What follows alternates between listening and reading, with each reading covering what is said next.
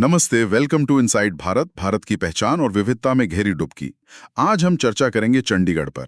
चंडीगढ़। भारत का एक बहुत ही यूनिक शहर, एक प्लान्ड सिटी, दो राज्यों पंजाब और हरियाणा की राजधानी और खुद एक यूनियन टेरिटरी भी। जी हाँ। इसकी कहानी बड़ी दिलचस्प है, इसकी प्लानिंग से लेकर आज तक चलने वाले विवादों तक। तो चलिए आज चंडीगढ़ की कहानी के तह तक चलते हैं। तो शुरू करते हैं इसकी पैदाइश से। आजादी और 1947 के पार्टीशन के बाद स्थिति काफी बदल गई थी। बिल्कुल, पंजाब का बंटवारा हुआ और लाहौर, जो अनडिवाइडेड पंजाब की राजधानी थी, वो चला गया पाकिस्तान में। हाँ, तो अब भारत वाले पंजाब को फौरन एक नई राजधानी की जरूरत थी, अर्जेंट जरूरत। सही कहा। पहले शिमला को टेम्पररी राजधानी बनाया गया, लेकिन जल्द ही ये महसूस हुआ कि एक परमानेंट, बिल्कुल मॉडर्न शहर चाहिए। ये प्रधानमंत्री नेहरू का एक विजन था, एक ऐसा शहर जो नए, आजाद और प्रोग्रेसिव भारत का सिंबल बने। राइट। ये सिर्फ एक एडमिनिस्ट्रेटिव सेंटर नहीं होना था, बल्कि वेस्ट पंजाब से आए हजारों रेफ्यूजीज को बसाने का भी एक जरिया बनना था। हाँ, और कहते हैं कि कुछ अधिकारियों में जैसे वर्मा, थापर, डोगरा, जो खुद लाहौर से आए थे, उनमें ये एम्बिशन था कि नया शहर बेटर देन लाहौर बने। जी, मतलब एकदम state of the art infrastructure और अल्ट्रा मॉडर्न दिखने वाला शहर। ये सोच उस वक्त के लिए कितनी रेवोल्यूशनरी रही होगी। बिल्कुल। और इसी सोच के साथ 1948 में पंजाब सरकार और केंद्र सरकार ने मिलकर शिवालिक पहाड़ियों के फुटहिल्स में एक साइट चुनी। ओके। करीब 114.59 स्क्वायर किलोमीटर जमीन, जो तब अंबाला जिले का हिस्सा थी। साइट चुनने का क्रेडिट डॉक्टर MS रंधावा को जाता है, जो उस समय अंबाला के डिप्टी कमिश्नर थे। अच्छा, डॉक्टर रंधावा। और इस साइट में कई खूबियां थी, है ना? जी हाँ, बिल्कुल। लोकेशन काफी सेंट्रल थी, दिल्ली से ज्यादा दूर नहीं, पानी की सप्लाई अच्छी थी, मिट्टी फर्टाइल थी। और वो नेचुरल स्लोप भी था ड्रेनेज के लिए। सही। हाँ, नेचुरल ड्रेनेज के लिए जमीन में स्लोप था, पीछे पहाड़ियों का खूबसूरत नजारा और मौसम भी मॉडरेट था।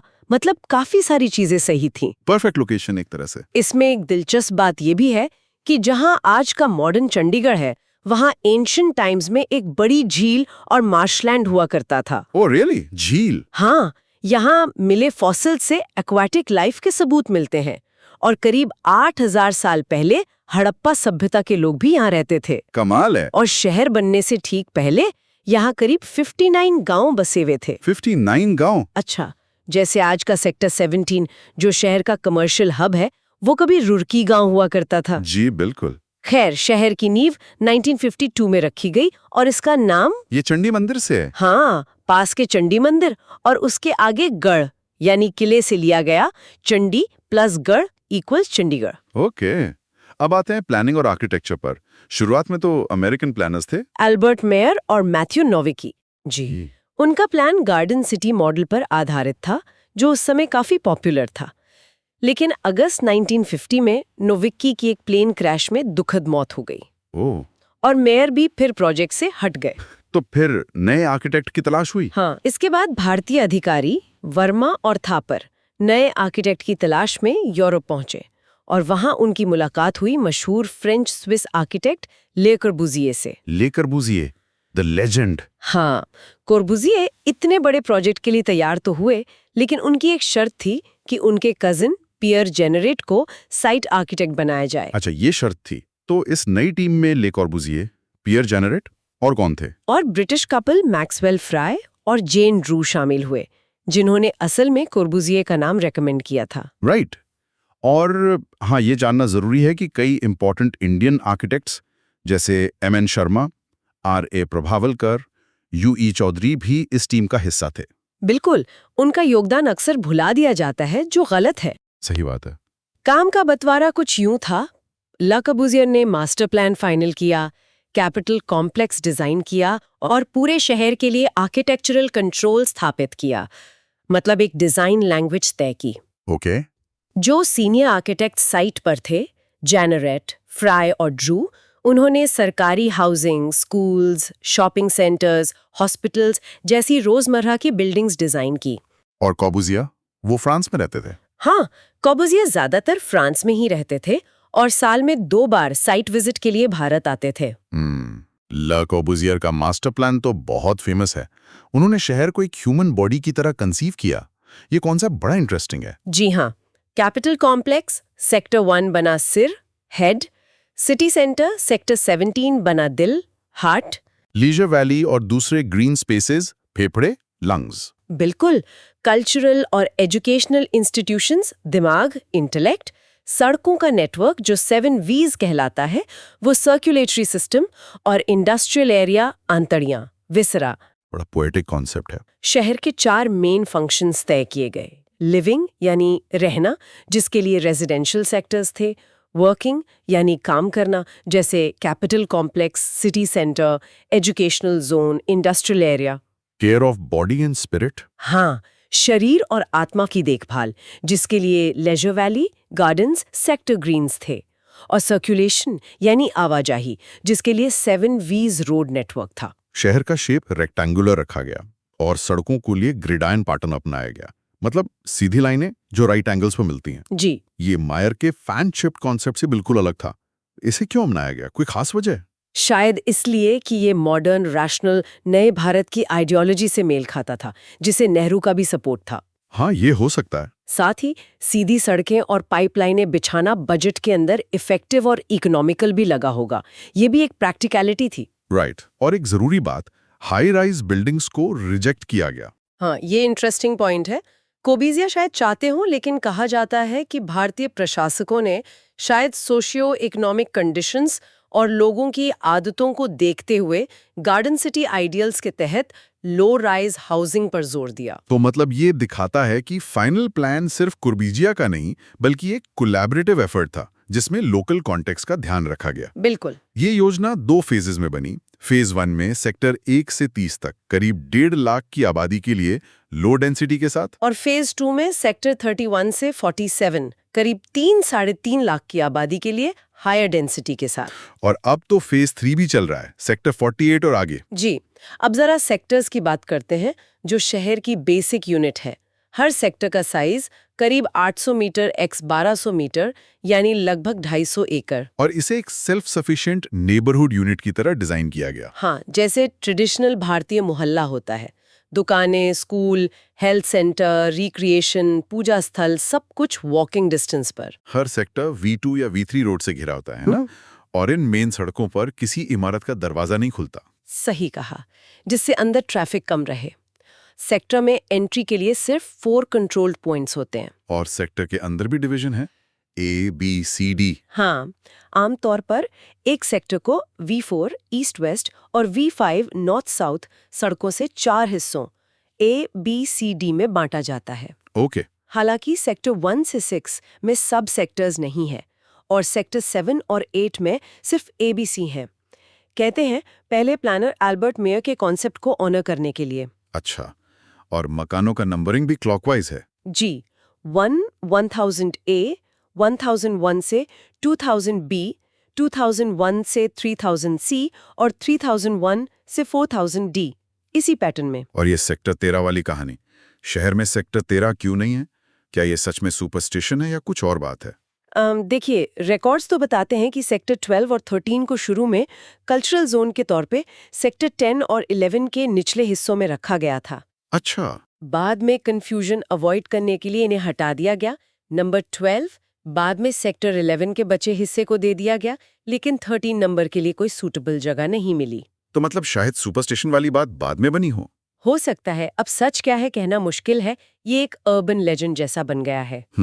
एक और प्लानिंग डिटेल, फेज 1 का प्लान सेक्टर 25 तक था। बाद में सेक्टर 7, 19 और 20 के ईस्ट में जो जगह बची, वहां सेक्टर 26, 27, 28, 29 और 30 बनाए गए। ओह, इसीलिए मैप में उनकी लोकेशन थोड़ी अलग सी लगती है, अब समझ आया। जी। अब आते हैं सड़कों पर।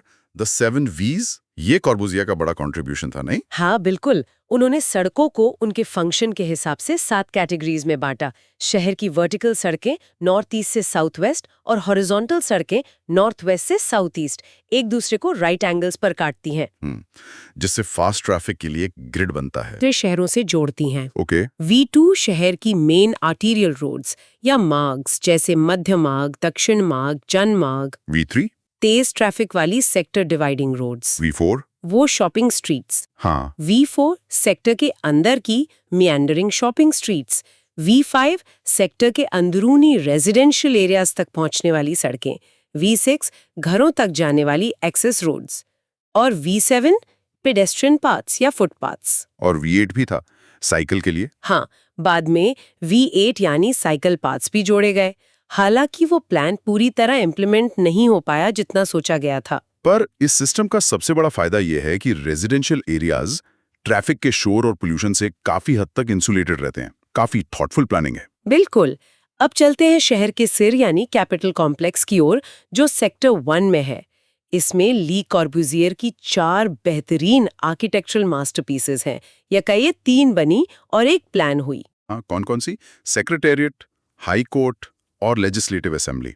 जी, चौथी इमारत गवर्नर्स पैलेस, जिसे बाद में म्यूजियम ऑफ नॉलेज कहा गया, कभी बनी नहीं और यूनेस्को ने 2016 में इसे वर्ल्ड हेरिटेज साइट घोषित किया। वाह, ये तो बड़ी बात है। अच्छा, सेक्रेटेरिएट कॉम्प्लेक्स की सबसे बड़ी इमारत है। हाँ, 254 मीटर लंबी, 42 मीटर्स चौड़ी, जहां करीब 4000 लोग काम करते हैं। इसका डिजाइन लिनियर है और इसकी दीवारों पर ब्रीज सोले यानी वो सन शेडिंग लूवर्स का एक खास रिदम दिखता है। हाँ, वो धूप को कंट्रोल करने के लिए। बिल्कुल। रैंप और सीढ़ियां वे बड़े स्कल्पचरल अंदाज में बनी हैं। और असेंबली बिल्डिंग, वो तो काफी अलग दिखती है। हाँ, वो शायद सबसे ज्यादा स्कल्पचरल और आई कैचिंग है। उसकी छत पर एक हाइपरबोलिक ड्रम और एक पिरामिडल स्ट्रक्चर है जो उसे यूनिक सिलुएट देते हैं। उसके 2 एंट्रेंसेस है ना? जी, एक बेसमेंट से डेली यूज के लिए और दूसरा फॉर्मल ओकेजन्स के लिए, प्याजा से, जिसका दरवाजा 7.5 मीटर ऊंचा और चौड़ा है और उस पर कॉर्बुजियर की पेंटिंग लगी है। ये फ्रांस का गिफ्ट था। इंटरेस्टिंग। और हाई कोर्ट? हाई कोर्ट भी एक लीनियर ब्लॉक है जिसके सामने बड़ा प्याजा है। इसकी छत एक डबल रूफ या पैरासॉल जैसी है जो पूरी इमारत को छाया देती है, गर्मी से बचाने का एक तरीका। एंट्री पर वो 3 बड़े रंगीन पिलर जैसे हैं। हाँ, वो पाइलॉन्स हैं और अंदर दीवारों पर खूबसूरत टैपेस्ट्री डिजाइन्स हैं। अच्छा, और वो गवर्नर्स पैलेस क्यों नहीं बना?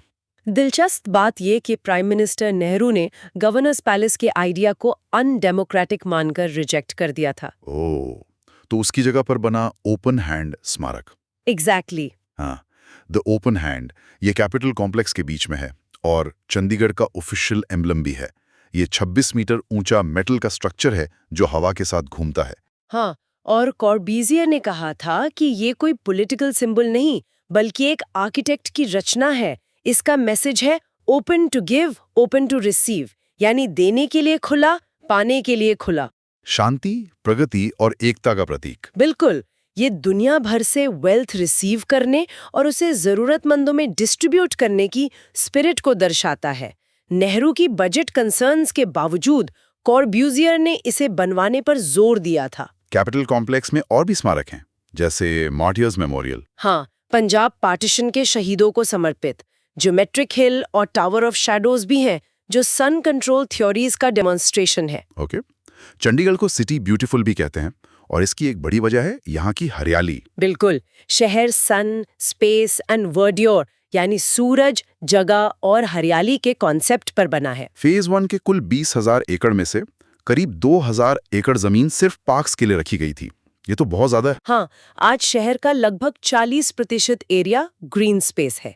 इसमें सबसे खास है लेजर वैली, जो 8 किलोमीटर से भी ज्यादा लंबी ग्रीन बेल्ट है। सेक्टर 1 से शुरू होकर सेक्टर 53 तक। जी, असल में ये एक मौसमी नाले की घाटी थी जिसे खूबसूरती से लैंडस्केप किया गया है। इसमें कई थीम गार्डन्स हैं। कुछ फेमस बागों की बात करें तो Zakir rose garden, sector 16, Asia का सबसे बड़ा माना जाता है। हाँ, जहाँ 580 से ज्यादा किस्मों के हजारों गुलाब के पौधे हैं। रॉक गार्डन, जिसे नेकचंद सैनी ने म्यूनिसिपल वेस्ट से बनाया, वो तो अद्भुत है। बिल्कुल क्रिएटिविटी और रिसाइकलिंग का बेमिसाल नमूना। और सुखना लेक, 1958 में बनी आर्टिफिशियल झील शिवालिक की तलहटी में, वो शहर का पॉपुलर रिक्रिएशन स्पॉट है। इनके अलावा भी कई हैं, bougainvillea park, Japanese garden, terraced garden, list लंबी है। जी हाँ, और सड़कों के किनारे पेड़ लगाने का भी एक डिटेल्ड प्लान था। ये भी काफी सोचा समझा था। अच्छा, कैसा प्लान? जैसे V2 और V3 सड़कों पर चौड़े पत्ते वाले पेड़ जैसे आम, इमली लगाए गए ताकि ग्रीन टनल्स बन सके।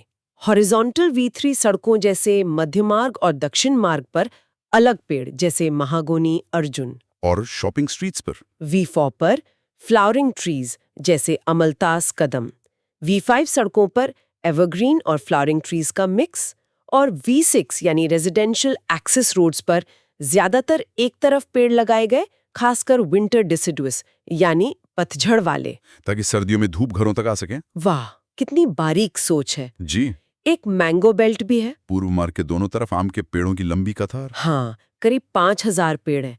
ये इंडस्ट्रियल एरिया को रेजिडेंशियल एरिया से अलग करती है और एक बफर जोन का काम करती है। और साथ ही आम भी मिलते होंगे। शहर के बाहर कंसाल और नेपली फॉरेस्ट रिजर्व्स भी हैं। जी, जो शहर के ग्रीन कवर को और बढ़ाते हैं। ये तो हुई प्लानिंग की बात। अब आते हैं आज के चंडीगढ़ पर। शहर की प्लान्ड कैपेसिटी 5 लाख थी, लेकिन 2011 सेंसस के हिसाब से ही आबादी 10.55 लाख से ज्यादा हो चुकी थी। हाँ, और अब तो और बढ़ गई होगी। फेज 3 का विकास चल रहा है। पॉपुलेशन ग्रोथ रेट 2001-11 के दशक में 17.2% था। डेंसिटी काफी ज्यादा है, 9,258 लोग पर स्क्वायर किलोमीटर। डेमोग्राफिक्स कैसे हैं? डेमोग्राफिक्स देखें तो लिटरेसी रेट बहुत हाई है, 86%, जो देश में सबसे ज्यादा में से एक है। लेकिन सेक्स रेशो चिंताजनक रूप से कम है, 818। ओह, ये तो चिंता की बात है। बिल्कुल। भाषाओं में हिंदी ऑफिशियल है, पंजाबी प्रमुख है और इंग्लिश का भी काफी यूज होता है। ये सच में कॉस्मोपॉलिटन और मल्टीलिंगुअल सोसाइटी है। कल्चर की बात करें तो यहाँ पंजाबी, हरियाणवी और मेट्रोपॉलिटन कल्चर का एक यूनिक ब्लेंड देखने को मिलता है। इसीलिए इसे मिनी इंडिया भी कहा जाता है। हाँ, सारे प्रमुख त्योहार यहाँ धूमधाम से मनाए जाते हैं। ललित कला अकादमी जैसी संस्थाएं हैं, भंगड़ा गिद्दा जैसे लोक नृत्य पॉपुलर हैं। और इकोनॉमी मुख्य रूप से सर्विसेज सेक्टर पर टिकी है, खासकर ITBPO। इसके अलावा लाइट मैन्युफैक्चरिंग जैसे auto parts, pharma, retail, education और टूरिज्म भी इम्पोर्टेंट है। पर कैपिटा इनकम भारत में हाईएस्ट में से एक है। इंफ्रास्ट्रक्चर के मामले में चंडीगढ़ हमेशा आगे रहा है। ये भारत का पहला शहर था जहां कॉम्प्रिहेंसिव सीवरेज सिस्टम और स्टॉर्म वाटर ड्रेनेज बनाया गया था। जी, और सड़कों का नेटवर्क 3270 किलोमीटर बेहतरीन है। पंजाब यूनिवर्सिटी, PEC, PGIMR जैसे बड़े शिक्षण संस्थान हैं। हेल्थ फैसिलिटीज भी अच्छी हैं। लेकिन प्लानिंग की एक बड़ी कमी, जिसका जिक्र जरूरी है, वो लो इनकम ग्रुप्स के लिए हाउसिंग की कमी। हाँ बिल्कुल, दिहाड़ी मजदूरों या लो इनकम ग्रुप्स के लिए अफोर्डेबल हाउसिंग का प्रोविजन नहीं किया गया। नतीजा ये हुआ कि शहर के आउटस्कर्ट्स पर झुग्गियां, स्लम्स और अनऑथराइज्ड कॉलोनियां बस गईं। करीब 18 ऐसी कॉलोनियां आइडेंटिफाइड हैं। ये शहर की परफेक्ट प्लान्ड सिटी वाली इमेज के बिल्कुल विपरीत है। सही कहा। और हाल ही में 13 और गांव नगर निगम सीमा में शामिल किए गए हैं। 9 पहले ही शामिल हो चुके थे, जिससे ये चैलेंज और बढ़ गया है। फिर भी हम यहाँ के लोग शहर को काफी पसंद करते हैं। सर्वेज बताते हैं कि लोग अच्छी सड़कों, पार्कों, स्कूलों, डॉक्टर्स की availability, come pollution, greenery, sense of security और नेचर के करीब होने को वैल्यू देते हैं। यहाँ पर्सनल फ्रीडम महसूस होती है, ऐसा भी लोग कहते हैं। लेकिन इन सब के बावजूद, या शायद इनके साथ ही, चंडीगढ़ एक अनसुलझे कॉम्प्लेक्स विवाद का केंद्र भी है। हाँ, ये इसकी एक और पहचान है।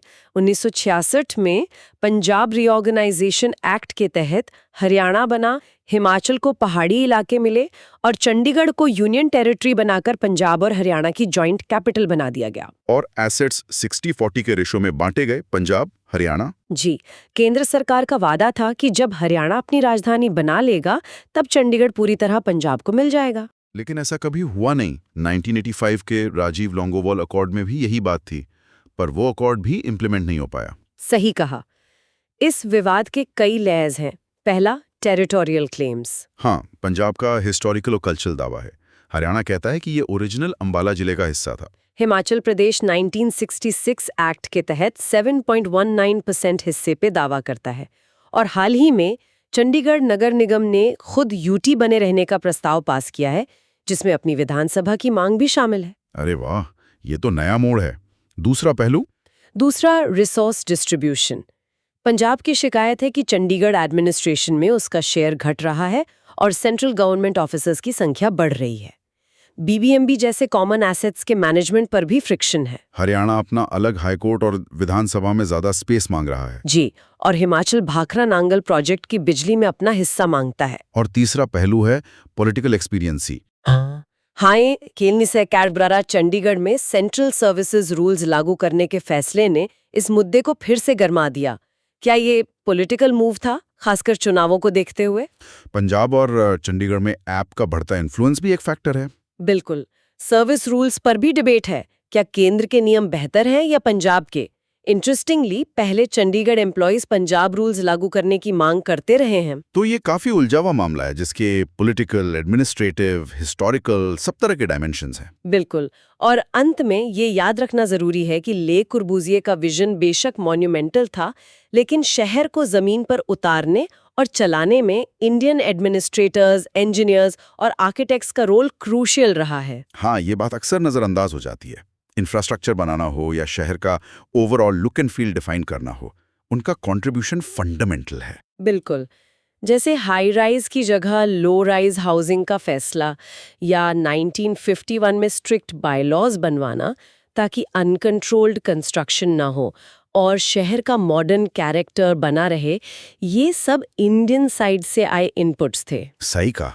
आर्ट चंडीगढ़ की पहचान सिर्फ कॉर्बुज़ियर के मॉडर्निस्ट डिज़ाइन से नहीं है, बल्कि यहाँ रहने वाले लोगों की डाइवर्सिटी, मिनी इंडिया, यहाँ के हरे भरे पार्क, चौड़ी सड़कें, क्वालिटी ऑफ लाइफ और वो रोबस्ट इंफ्रास्ट्रक्चर है जो आज भी शहर के डाइवर्स सोशल फैब्रिक को एक साथ जोड़े हुए है। यहाँ एक बड़ा सवाल उठता है, क्या एक मेटिकुलसली प्लान्ड सिटी समय के साथ बढ़ती आबादी और बदलती ज़रूरतों के प्रेशर में अपनी ओरिजिनल आइडेंटिटी और आइडियल्स को बनाए रख सकता है? चंडीगढ़ का अनुभव हमें अर्बन प्लानिंग की लिमिट्स और पॉसिबिलिटीज़ के बारे में क्या सिखाता है? ये एक सोचने वाली बात है। हाँ, जिस पे शायद कोई आसान जवाब नहीं है। ओके, तो हमें उम्मीद है कि आपको आज की चर्चा पसंद आई होगी। ऐसी और चर्चाओं के लिए हमारे चैनल को सब्सक्राइब करें। धन्यवाद। जय हिंद।